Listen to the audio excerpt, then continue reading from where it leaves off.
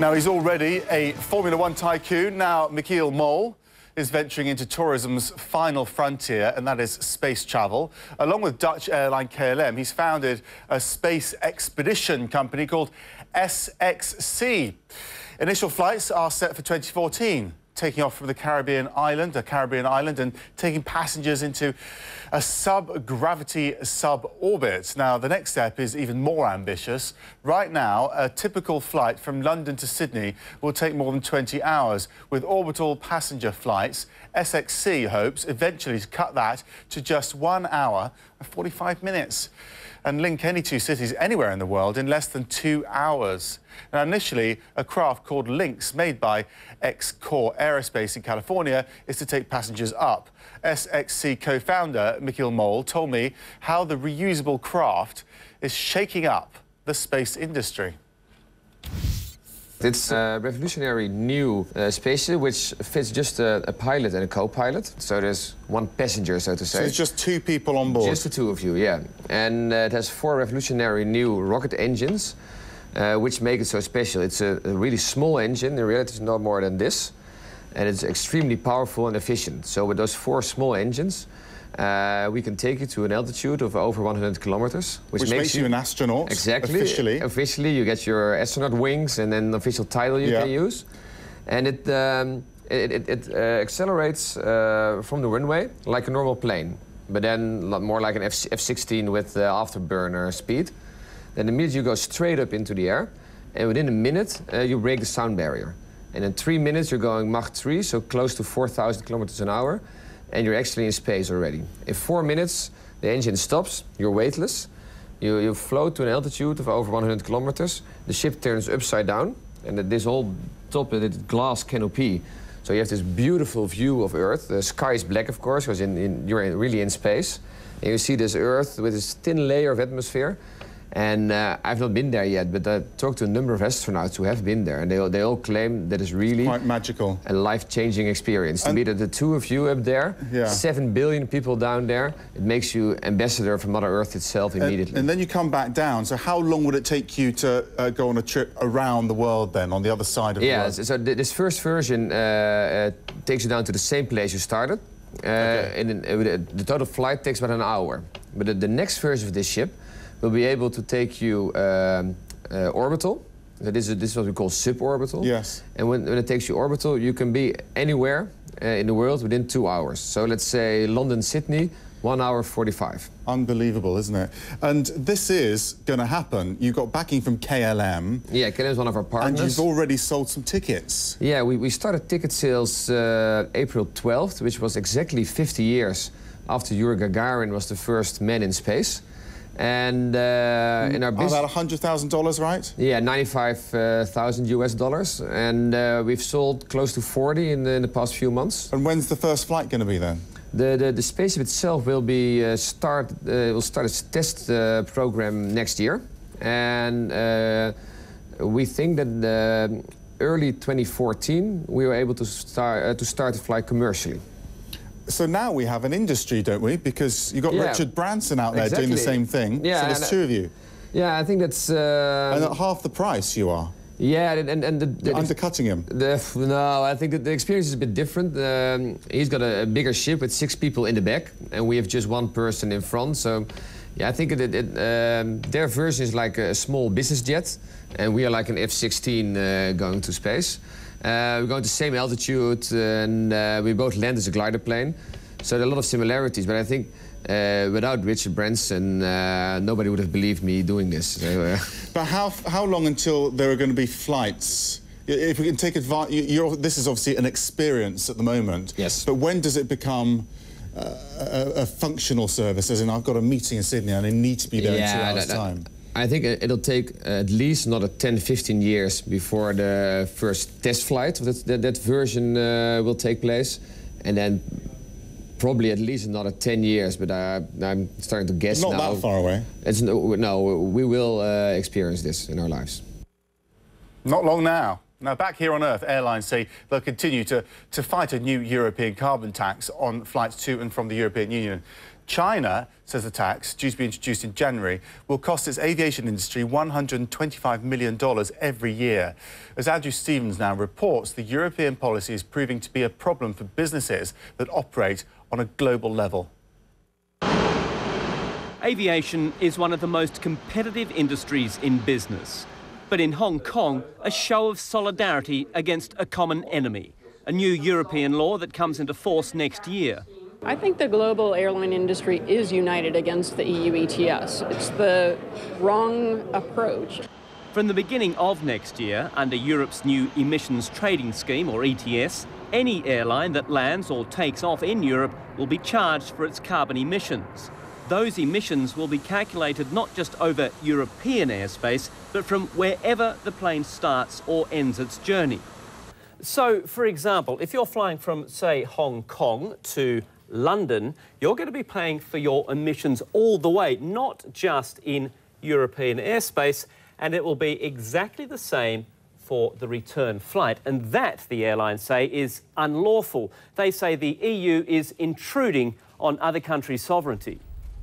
It's not the cost, which will add only around $20 to the price of a return ticket between Europe and the US. It's not even the scheme itself. The problem, says IATA, the aviation group that represents more than 90% of the world's airlines, is that it's not a global solution. We don't have a problem with emissions trading schemes, but by doing it this way, as a regional thing which has extraterritorial application, the Europeans are actually driving a wedge between countries who should be working together to put a global scheme in place, and that's what we're advocating. But Europe has apparently little appetite for change. I still think that there are lots of misunderstandings out there how EU ETS functions. Probably also because this is a new thing to many of the airline operators, and we are ready to explain and clarify these misunderstandings.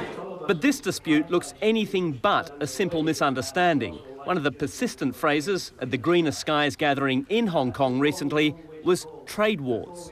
If the EU persists in going forward with the trading obligation that begins on 1 January, other countries will retaliate. It's just a matter of time. The US Congress is now considering a bill that would ban US carriers from complying with the EU legislation. And China says it will take action against Europe, although it's not clear yet what form that will take. But any sort of new trade dispute can only damage the airline industry and only be another headwind for a global economy already struggling to find common ground on how to kickstart growth. Andrew Stevens, CNN, Hong Kong. Now, Britain's banks face a downgrade. Will the UK's government really let its lenders fail? We'll hear more from Jim O'Neill at Goldman Sachs in just a moment.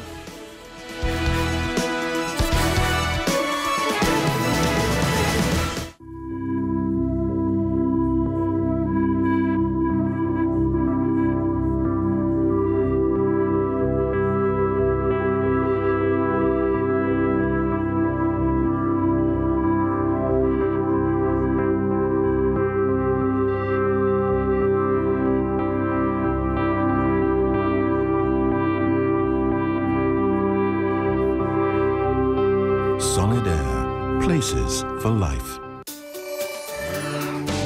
You're watching Quest Means Business on CNN, the world's news leader.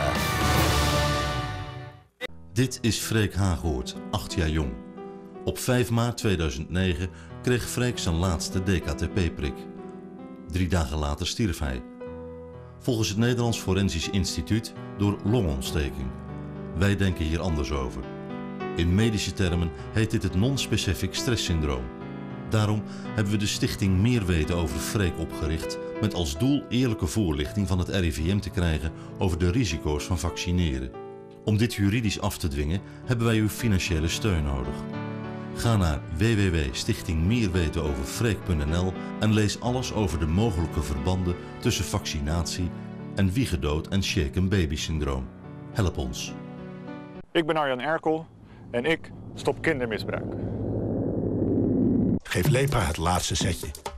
Kijk op www.lepra.nl.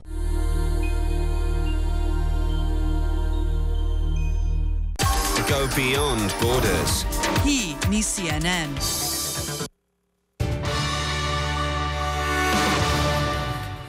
Welcome back, I'm Max Foster. These are the main news headlines. This year's Nobel Peace Prize is being awarded to 3 women, including a Yemeni activist who's become a key figure in Yemen's protest movement.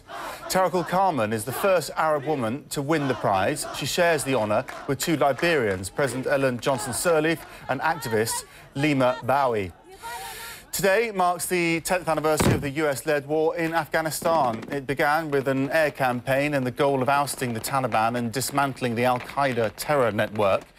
Britain's Stop the War coalition says it is expecting a huge turnout tomorrow at a protest against the war here in London. And hundreds of revolutionary fighters in Libya are storming Sirte, the hometown of ousted leader Muammar Gaddafi.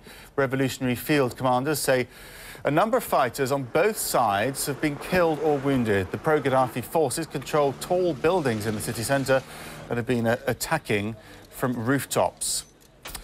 Spain and Italy have both been hit with a credit rating downgrade by Fitch. The ratings agency says the Eurozone's debt crisis has intensified and has doubts that the countries will fix their huge deficits.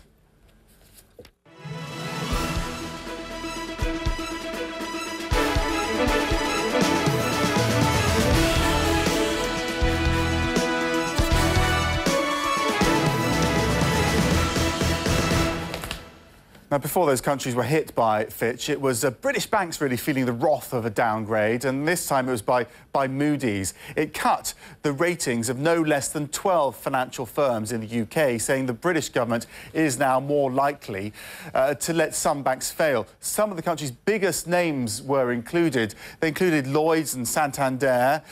They were cut by 1 notch, and RBS over here was cut by 2 notches, along with the Building Society nationwide. Moody's says some of the more important banks could still get help if they run into trouble, but the government's recent actions suggest they won't necessarily come running. Now, Europe's main markets just kept their heads above water. The banking sector took a big hit around the region. Royal Bank of Scotland and Lloyds led those losses in London. Those shares were down more than 3%, and Commerzbank and Deutsche Bank were also heavily down over in Frankfurt. Now, Jim O'Neill says Europe's banking situation is looking like a sequel to the credit crunch. I asked him what would happen to the world's credit supply if the European crisis got much deeper. I think we then would be looking at something, unfortunately, which would be comparable to 2008, in that the credit available to ultimately consumers all over the world would be severely curtailed, because banks would really worry about each other's solvency. In terms of the banks, are we right to continue focusing on the banks? Because Moody's downgrading these banks today, that was a bit of a shock to the markets. And it doesn't look as though they will be bailed out in the same way they have in the past. But they're looking vulnerable again, aren't they, right now? Well, it's a vicious circle. We've got this difficult link between sovereign debt and the bank's holdings of that debt. And as the sovereign debt goes down in price, it makes the bank's capital situation worse. Why should the wider world worry about that? Just explain. Because at the end of the day, the banks sit in the core of a basic function in life. Their job is to intermediate between savers and borrowers, and it's the same whether it's a company or individuals. And if they need more capital and they face liquidity challenges, the only way they can respond is by tightening their belts and not lending as much money. This week we saw the Bank of England creating a whole load of fresh money. At what point does that strategy actually run out and they have to start actually printing money, creating money and handing it over to the Treasury? Well, this is a step. Not that far this is a step closer. Yeah. You know, I think the bank's move is understandable given everything that's been hinted at and leaked over the past few weeks. You know, the UK doesn't live in its own planet. It lives in the same planet as everybody else, and so, unfortunately, there's not a lot the UK can do unless you sort out the European situation. These countries, even though we're not in EMU, are hugely important to Britain, and we have to hope that, from a British perspective, the European situation clears up. So it's all about the G20 right now? I would say the G20 meeting coming up is a big, big thing. And talking of bailouts, the movement against corporate greed is gaining momentum. Next, we'll look at why Occupy Wall Street isn't just Wall Street anymore.